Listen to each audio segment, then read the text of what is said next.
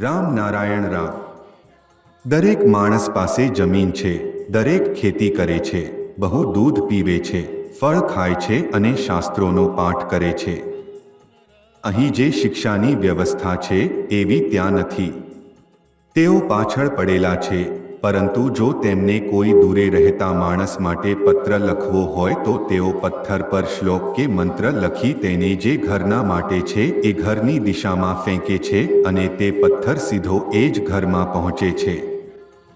પછી એ ઘરના લોકો એ પથ્થર પર લખાણ દૂરી નાખીને પોતાનું લખે છે અને પાછો ફેંકે છે અને એ પથ્થર સાચો એમના સુધી પાછો આવી જાય છે. એમનું શિક્ષણ આવું જ છે. અહીં આપણે તાર દ્વારા વાત કરીએ છીએ અને ત્યાં એ લોકો આવી રીતે વાત કરે છે. હું એમને કહું છું કે અમે તો 10,000 માઇલ દૂર બેઠેલા માણસ સાથે પણ તાર દ્વારા વાત કરી શકીએ છીએ.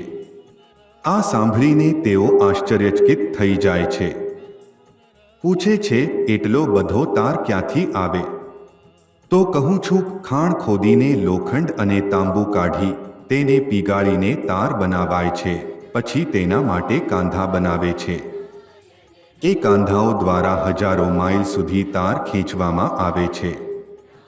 પછી પૂછે છે, કાંધો શું હોય? તો કહું, એ પણ લોખંડનો હોય છે.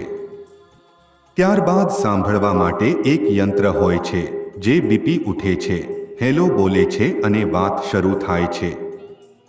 એમ કહે છે, એટલો બધો મથામણ શા માટે કરો છો? આ શરીરમાં પણ તો કેટલાય તાર છે.